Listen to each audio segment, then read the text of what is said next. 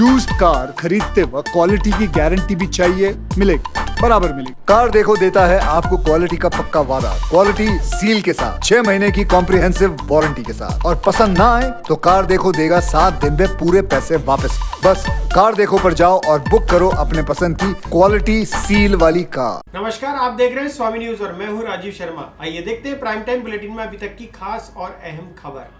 प्रदेश में आयोजित होने वाली रीट परीक्षा के लिए बाहर से आने वाले अभ्यर्थियों की समस्या को दूर करने के लिए अखिल भारतीय विद्यार्थी परिषद ने कलेक्टर को ज्ञापन सौंपा। 26 सितंबर को आयोजित होने वाली रीट परीक्षा को लेकर अखिल भारतीय विद्यार्थी परिषद के कार्यकर्ताओं ने बाहर से आने वाले छात्रों की परेशानी और समस्याओं को लेकर जिला कलेक्टर को ज्ञापन दिया। ज्ञापन में कार्यकर्ताओं ने टेम्पो ऑटो का किराया निर्धारित कराने और परीक्षा केंद्रों के बारे में संपूर्ण जानकारी उपलब्ध कराने की मांग की।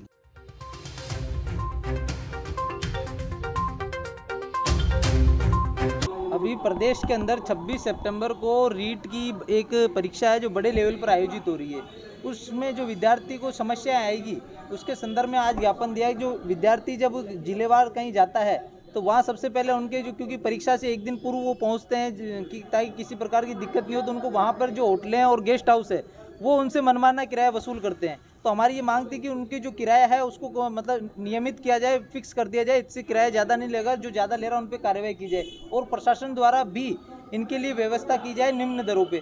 और दूसरी थी कि जो टेम्पू, जो बस स्टैंड, रेलवे स्टेशन जो अभ्यर्थी पहुंचता है उससे जो यहाँ के लोकल टेम्पू है और जो सिटी बस हैं वो उनको गुमराह करके पास की जगह को भी दूरी बताकर और उनको घुमा के ले जाते हैं और 300 400 रुपये किराया वसूल करते हैं, जो कि गलत है। तो उनका भी किराया फिक्स किया जाए कि इससे ज़्यादा किसी विद्यार्थी से किराया नहीं लिया जाएगा ताकि विद्यार्थियों को इससे आर्थिक नुकसान ना हो। तीसरी हमारी मांग थी कि जो परीक्षा सेंटर है, बस स्टैंड, रेलवे स्टेशन या अन्य जहां विद्यार्थियों की ज़्यादा होल्डिंग है वहां प्रशासन द्वारा परामर्श केंद्र लगाए जाए जहां विद्यार्थियों को अपने सेंटर की जानकारी, जो सेंटर पर पहुंचने का जो माध्यम होगा वो कौन से माध्यम आपको आसानी से सुगमता से वहां पहुंचा देगा उसकी जानकारी, और जो उनकी समस्याएं आ रही है उनके संदर्भ में जानकारी प्रदान की जाए और सटीक और सही जानकारी प्राप्त हो। अजमेर सांसद भागीरथ चौधरी ने जिला कलेक्टर से मुलाकात कर किसानों की खराब हुई फसल और चारागाह भूमि के संबंध में चर्चा की।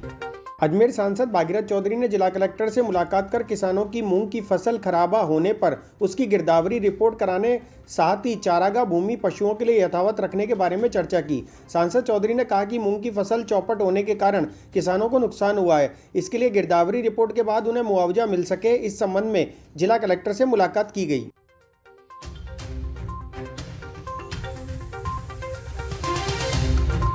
देखिए, कलेक्टर साहब से समय समय पर हम जनप्रतिनिधि मिलते रहते हैं। जो भी क्षेत्र की समस्या होती है उस समस्या को कलेक्टर साहब से अवगत कराते हैं ताकि आम जनता को जो समस्या है उसका निदान हो सके। सबसे पहले तो यह है कि अब की बार विशेष तौर से मूंग की फसल का खराबा हो गया था। कहीं ज़्यादा अतिवृष्टि होगी और कहीं बीच में बारिश नहीं हो पाई और इसलिए उसमें कई तरह की बीमारी होगी और मूंग की किसानों को फसल अब की बार मोटा मोटी बर्बाद हो गई। तो उसकी एक गिरदावरी रिपोर्ट की जाए ताकि उनको मुआवजा मिले। दूसरा ये है कि जितनी भी एडीए में जो जद में जो गांव आए हैं, आज तक एडीए बनने के बाद उन गाँवों को कोई किसी तरह की फैसिलिटी नहीं मिली है। तो कलेक्टर साहब से हमने ये कहा कि 6 चारागाह भूमि है वो भी अभी एडीए के नाम दर्ज हो रही है। तो आखिर उन गाँव वालों को क्या फैसिलिटी मिलेगी? किसान के पास 2 ही आय के स्रोत है, या तो कृषि है या पशुधन है। यदि चारागाह भूमि नहीं रहेगी और पशुधन वहाँ नहीं चर पाएंगे तो किसान कैसे अपनी आजीविका चलाएंगे? इसके लिए कहीं ये नहीं कि एडीए उसको ले एडीए बेच दे उसको, तो फिर गांव की गांव में जैसे विद्यालय का खेल मैदान है और भी है, वहाँ सार्वजनिक हॉस्पिटल है, डिस्पेंसरी है, कोई किसी तरह की गतिविधियाँ हैं सार्वजनिक रूप से, उनके लिए भी अलॉट होनी चाहिए उनको। नहीं तो एडीए उसके ऊपर मर्ज हो जाएगी एडीए और पर उनको फैसिलिटी नहीं मिलेगी जो एडीए में जो गांव आने वाले। इस बारे में आज वार्ड 54 और 59 के पार्षद ने शुरू हो रहे प्रशासन शहरों के संग अभियान के तहत कच्ची बस्ती में निवास कर रहे लोगों को पट्टा देने की मांग की। महिला द्वारा पति और देवर पर अश्लील हरकत कर मारपीट करने का मामला गंज थाने में दर्ज कराया। महिला ने आरोप लगाते हुए कहा कि पति और देवर के खिलाफ थाने में अभी तक कार्रवाई नहीं हुई। इस संबंध में महिला ने न्याय की मांग करते हुए एसपी को ज्ञापन दिया।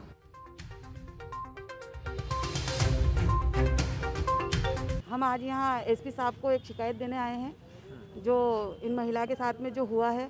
इनके परिवार वालों ने, पति ने, जेठ ने और जो 8 पड़ोसियों ने इनके साथ जो अश्लील हरकतें करी है और मारपीट करी है, इस संबंध में गंज थाना में भी रिपोर्ट दी है, FIR भी कट गई है, लेकिन अभी भी आरोपीगण बाहर घूम रहे हैं, जिस कारण ये महिला काफ़ी दहशत में है। तो इसी संबंध में हम आज एसपी साहब के पास आए हैं, यही अपनी मांग लेकर, अपनी शिकायत लेकर कि जो आरोपीगण हैं उनके खिलाफ सख्त से सख्त कार्रवाई हो। 17/9/21 को मैं चामुंडा चौराहे पे मेरी एक जानकार के साथ मेरे बच्चे से मिलने के लिए जाती हूँ। थाने वालों ने उन्हें पाबंद कर रखा है, गंज थाने वालों ने। जब मैं वहाँ पे जाती हूँ तो मेरे पति और उनके दोनों भाई और उनके पड़ोस में रहते हैं, वो लोग मेरे साथ मारपीट करते हैं, अश्लील हरकतें करते हैं। और जो मेरी जानकार है उसका पर्स चुराते हैं, उसमें 20,000 रुपये, सोने की चेन उसने पहन रखी थी, रिंग उसकी रखी हुई थी।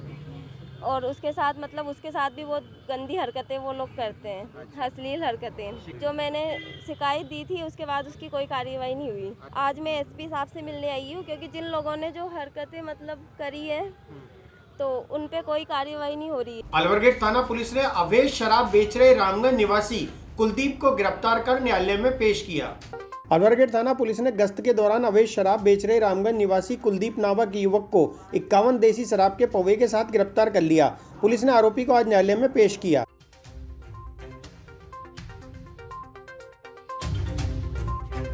कल दिनांक 19/9/21 को दौरान गश्त श्री किशन दत्त जी SI साहब में जाब्ता कांस्टेबल देवेंद्र और मुकेश ने शख्स कुलदीप सनॉफ महेंद्र मिस्त्री, जाति कोड़ी, उम्र 20 साल, निवासी है रामगंज को 51 पौवे देसी शराब अवैध के दौरान गश्त पकड़ा था, जिससे अनुसंधान किया जा रहा है और जिसको आज न्यायालय पेश किया जाएगा। प्रशासन गांवों के संग अभियान के तहत जिला कलेक्टर ने तैयारियों को लेकर जानकारी दी। जिला कलेक्टर ने बताया कि यह अभियान 70 दिन तक चलेगा। प्रशासन गांवों के संग अभियान के तहत 2 अक्टूबर से प्रारंभ होने वाले अभियान के बारे में जिला कलेक्टर ने जानकारी देते हुए बताया कि यह अभियान 70 दिन तक चलेगा और इसमें 15 विभागों को शामिल किया जा रहा है। इन विभागों द्वारा ग्रामीणों की समस्याओं से संबंधित 50 से 60 कार्यों का निस्तारण किया जाएगा। प्रशासन गाँवों के संग अभियान 2 अक्टूबर से शुरू होगा, जो लगभग 70 दिन के आसपास चलेगा। इसमें 15 विभाग, राजस्व, पंचायती राज, कृषि, पेयजल, विद्युत, समाज कल्याण, इस तरह के 15 विभाग कुल इसमें शामिल होंगे। उनके लगभग 50 से 60 कार्य हैं जो अभियान के दौरान उनको निस्तारण करने हैं और गाँव वालों को अधिक से अधिक राहत देनी है। इसके लिए प्री कैंप और पहले से ही सारे केसेस की तैयारियां कर लें ताकि उस दिन आम जन को अधिक से अधिक राहत मिल सके। इसमें हर बिंदु पे, हर मुद्दे पे, चाहे राजस्व के नामांतरण के मुद्दे हों, खाता विभाजन के मुद्दे हों, खाते शुद्धि के मुद्दे हों, आवंटन के मुद्दे हों, इन सभी पे पूर्ण रूप से निस्तारित करने का सबको लक्ष्य दिया गया है और सभी लोग पहले से ही कैंपों की तैयारी कर रहे हैं। सड़कों में जगह जगह गड्ढे और सड़क टूटी फूटी होने पर पुष्कर पार्षद रवि बावा ने नगर पालिका में सांकेतिक धरना दिया। पुष्कर में सड़कों में गड्ढे और सड़कें जगह जगह से टूटी फूटी होने के कारण पार्षद रवि बावा ने नगर पालिका में सांकेतिक धरना दिया। इस पर नगर पालिका अधिकारी ने सड़कों की मरम्मत कार्य शुरू करवाने का आश्वासन दिया। उसके बाद ही पार्षद ने अपना धरना समाप्त किया। आज ये धरना था ये टूटी फूटी सड़कों को लेकर और एक सांकेतिक धरना था। मेरी ये मांग थी, ज्ञापन के माध्यम से मैंने ईओ सर को प्रेषित किया है। ईओ सर तो थे नहीं, उनकी नुमाइंदगी के लिए IN सर आए हैं तो उनको मैंने ज्ञापन प्रेषित किया। उसके अंदर मैं डेडलाइन का पता करने के लिए आज एक ज्ञापन दिया और ये सांकेतिक धरना दिया है। डेडलाइन मेरे को ये पता करना था कि भाई पुष्कर में जो सड़कें टूटी फूटी हैं, इन सड़कों का मतलब मरम्मत या नवनिर्माण कब होगा। तो इनका कहना है कि AVNL से मतलब वो क्लियरेंस नहीं मिला है, तो क्लियरेंस कब मिलेगा, कैसे मिलेगा, ये जनता की पीड़ा नहीं है या जनता की प्रॉब्लम नहीं है, ये आप लोगों की प्रॉब्लम है। तो मैं इनसे यही कह रहा हूँ कि जल्दी से जल्दी। तो आज इन्होंने ये सांकेतिक धरना मेरा समाप्त करवाया है। ये कह के कि अगले मंडे तक, 1 हफ्ते की इन्होंने मेरे को ये चीज़ बताई है कि एक हफ्ते के अंदर मतलब इसकी प्रोसीडिंग जारी हो जाएगी, प्लस टेंडर इशू कर दिए जाएंगे। तो जैसे अब 1 हफ्ते के अंदर अगर टेंडर की प्रक्रिया पूरी हो जाती है और सड़कों का निर्माण कार्य चालू हो जाता है तो ठीक है। फिर अगले हफ्ते में फिर से यहाँ पे इसी जगह पे फिर से मैं धरने पे बैठूंगा और ये धरना आज तो वर्बली ऐसे मैंने ख़त्म कर दिया है कि भाई इन्होंने आश्वासन दिया है कि 1 हफ्ते के अंदर ये कार्य चालू कर दिया जाएगा। अगर 1 हफ्ते के अंदर ये कार्य चालू नहीं होगा तो इससे भी बड़ा आंदोलन मैं अगले हफ्ते करूँगा।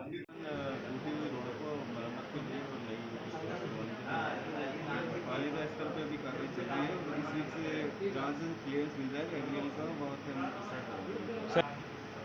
कार्रवाई चल रही है, कुछ एविडेंस है जो केबल कटिंग का केबल डालने का काम उसका क्लियरेंस नहीं मिल पा रहा है, इस वजह से ये अटका हुआ है। जहाँ से क्लियरेंस मिलेगा हम इस वीक में स्टार्ट करवाएंगे। राष्ट्रीय कैडेट कोर का एक भारत श्रेष्ठ भारत 6 दिवसीय ऑनलाइन कैंप का शुभारंभ हुआ। इस ऑनलाइन कैंप में राजस्थान और उड़ीसा के 300 एनसीसी कैडेट भाग ले रहे हैं। एनसीसी कैडेट्स ने आपस में अपने प्रदेश की सांस्कृतिक, राजनीतिक, आर्थिक विरासत को साझा किया। सभी कैडेट सावधान।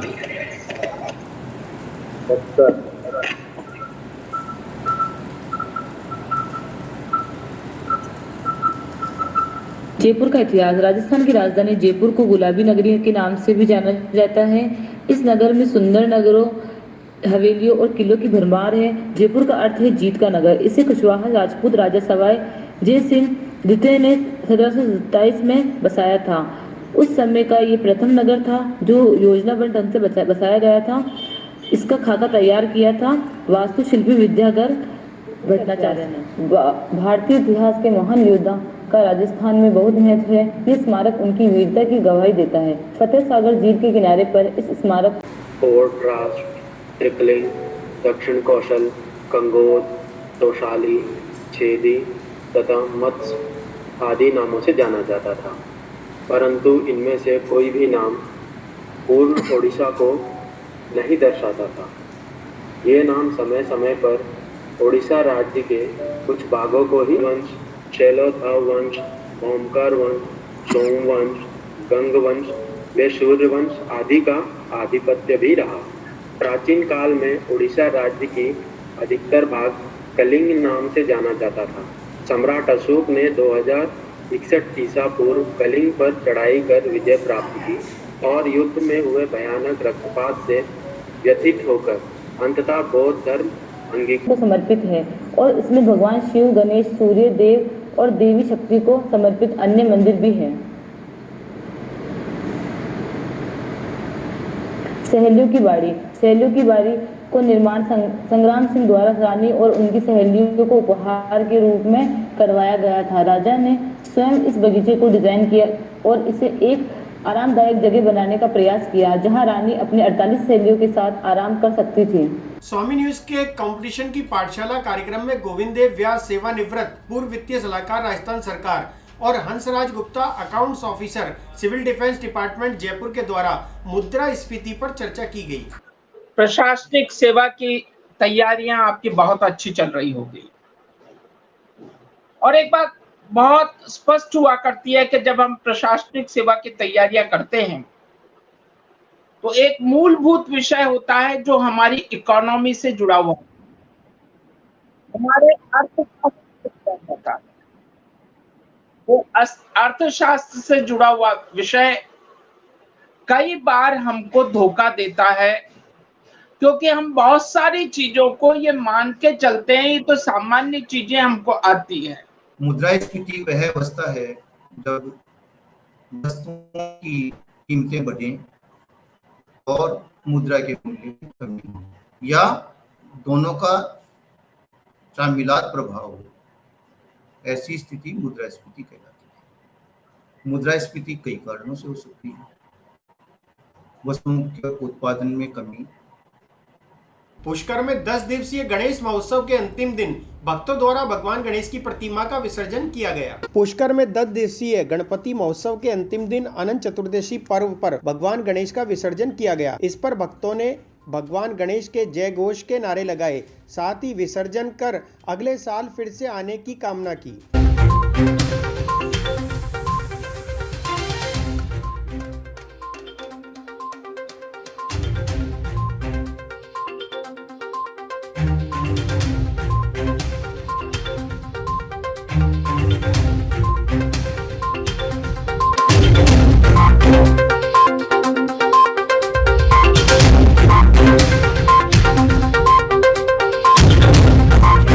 चल रहे बजरंग कॉलोनी में गणेश जी का का महोत्सव आज जिसका हमने समापन किया। पुष्कर सरोवर ले जाके उनकी पूजा अर्चना करके पवित्र जल के छींटे देके उन्हें हम घर वापस लाए और हम लोगों ने सभी लोगों ने कोरोना गाइडलाइन की पालना की। फिलहाल इस बुलेटिन में इतना ही। मुझे दीजिए इजाजत। अगले बुलेटिन में फिर आपसे मुलाकात होगी। तब तक देखते रहिए स्वामी न्यूज। जय हिंद, जय भारत।